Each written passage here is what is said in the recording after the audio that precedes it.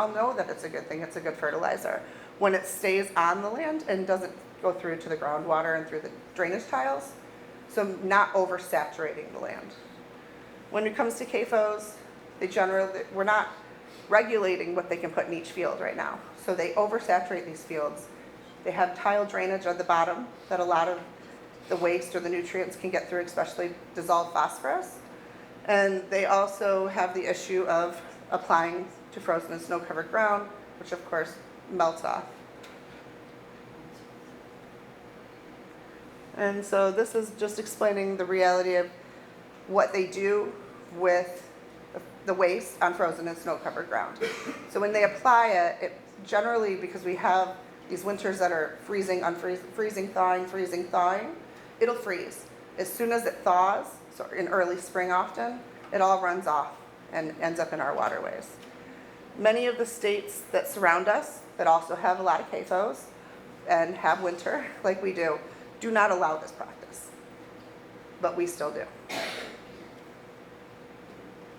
I meant for this to be a little further, but because it got jumbled. So I just wanted to explain who the Great Farms Great Lakes Coalition was, what we believe. So we're a coalition that's come together to help more strongly regulate CAFOs in Michigan. But further than that, we really want to see a just transition. And that means for farmers specifically, because this is not their fault, as I've mentioned before. And we want to see a just transition to sustainable local agricultural practices.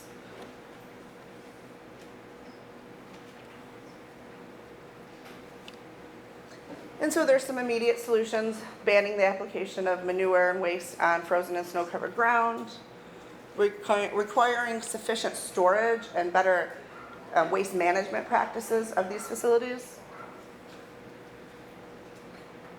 And another thing we've heard, so the need to keep rainfall and snow out of the lagoons. So these lagoons sometimes that they hold the waste in could be the size of football fields. They are really large because they have so many animals and they have to be able to hold it. One of the reasons they say that they have to spray on frozen and snow-covered ground is, especially with our changing weather, that ice, snow, and rain will get into the lagoons, taking up space. And then they lose out on space that they technically had. So that, in our opinion, means redesigning those lagoons to make sure that snow, ice, and rain will not get into them, and they have sufficient storage. Something that's not a solution, and you've probably heard about, are digesters. So waste digesters, they're spills, and it's just greenwashing, trying to have the meat industry and renewable energy come together to say, look at this great solution. Really the only solution is to go back to sustainable agriculture, sustainable food production. Could you explain a little bit what digesters are? Yeah, so digesters they process the waste and turn it into an energy source. The issue with them is that they still have many spills.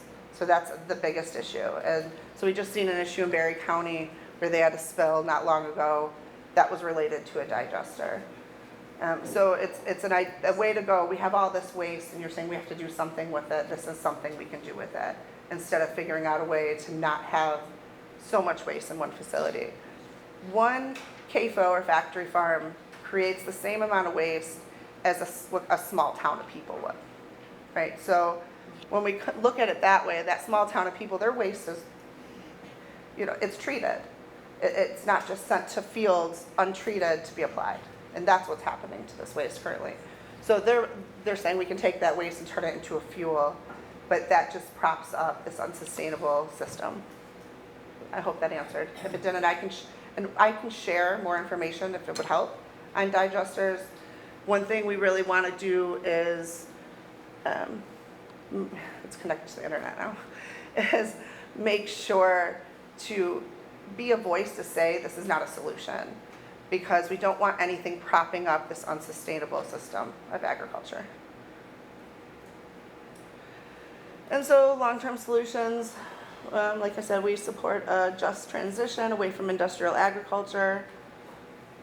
We want to work in harmony with the environment and local communities, local environment, everything. So this really goes back to those federal subsidies, right, that are attached to the Farm Act. All we can do there are, call your senators, call your representatives, and keep pushing. And consumers and the government both need to take a stand. So as consumers, we have power to not buy these products. So like I said, I still do eat animal products, but I belong to a local organic co-op where I'm able to get them from local Michigan farms, then I know where they come from. Some people do that, some people just eat a vegan diet, but even if you just go a couple days a week without eating animal products, yeah. Well, I think it might be a false assumption that if you're eating organic or Yeah. eating sustainable. I used to buy organic milk all the time and found out it's from a CAFO. Yeah, like the fair life, right? Yeah, so I think that's an important thing. So at the co-op that I go to, we know the farms that everything comes from, and they are pasture raised, and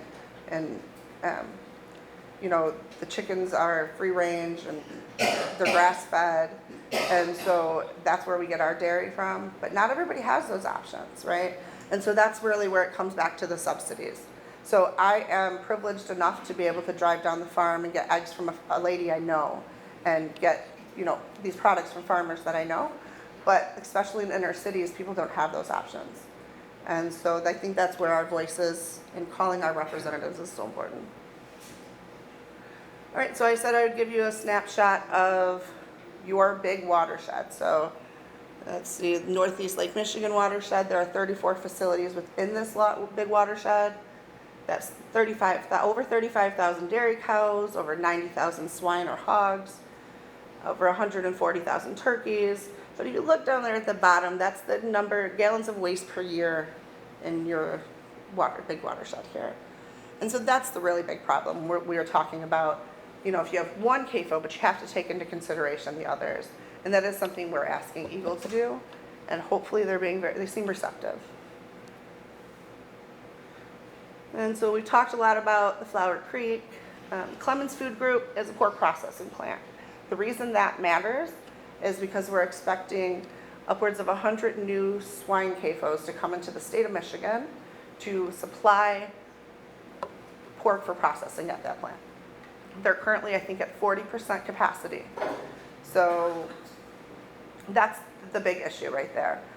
We've been told that they're planning to move north because there's more space. Honestly, that's why.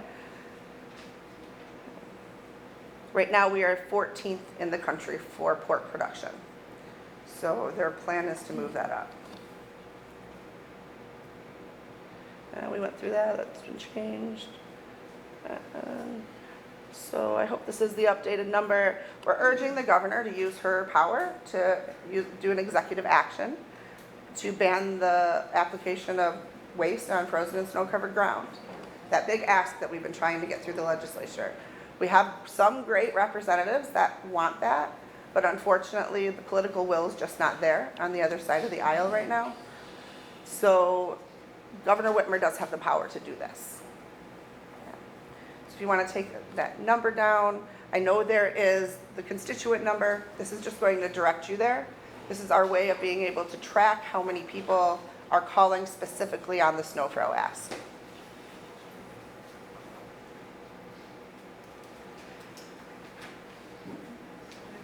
So we're going at it from all angles at Sierra Club. We are talking to Eagle about SnowFro, we've talked to MDARD about SnowFro, and I'm sitting down with the governor and her people in a few weeks to talk to her about SnowFro. And then some more you can do. Could you go back just a second? Oh, yeah, I'm sorry, I'll leave it there. While I talk. So a lot of people have heard there's a permit that regulates CAFOs, the NDPES permit, NPDES, National Pollutant Discharge Elimination System permit. It's a general permit most of the time. Most of the CAFOs get a general permit. That permit has a review process that's been going on this year. We've actually been at the table during that review process. We've been able to be one of the stakeholders. They seem to take a lot of our recommendations. They will be releasing the draft permit within the next month or two. And then at that point, we'll have 30 days to make public comment and 2 public hearings. So that's our chance to push for a stronger permit to protect the waterways of Michigan. And from what we've been told, the governor's been so clear about protecting the water, it really does seem to be trickling down to the agencies. So as long as you've signed in, or I have another sign-in sheet if you want to put your information on there. If we have your information, I'll reach out as soon as that draft permit is released so that you have the ability to make public comment. We will have best practices for making public comment, although I think this group might be the group to ask for best practices for making public comment. And then we will have talking points for making public comment.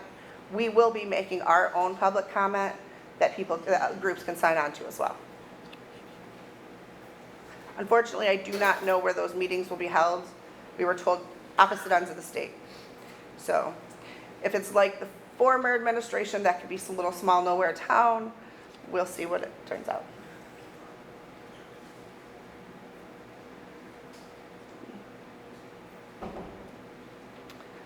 And then, okay, so the political and legislative team should have a different name on there. So if you're interested in that, we have an organizer who's a political organizer now, legislative organizer, and I'll connect you with him. But if you want to do more, you talk to your legislators about the snow throw ban. We have some agricultural position statements over here if you're not too sure about that. Join the political legislative team at the Sierra Club. We do a lot of good work. We worked really hard, for instance, to get Governor Whitmer elected. We have some great movies. I'm not sure if you guys have shown them, documentaries on CAFOs and factory farming. You can organize a showing of those. Join our CAFO Busters network if you haven't already. Get trained as a citizen researcher if that's something that you're interested in. Everybody has different skills. And cut down on your animal products you eat, as I was mentioning before. I will need everything if people are interested in writing letters to the editor. That's very helpful in raising awareness. And we've got some resources here for you. Great Farms, Great Lakes cut off at the bottom. I don't know if I can get it to come up, but if you need that information, I can share it with you. That's it. I apologize for all of the technical difficulties that we had tonight, but hopefully, I know you guys are a really educated bunch of people on this issue, so hopefully you got some information that you didn't have prior. Make sure you're signed up on both of the sheets so that we can be sure to follow up with you and have you make public comment on those draft permits. Yeah. Question, I have a background in city planning, working in California, et cetera, and that somehow, land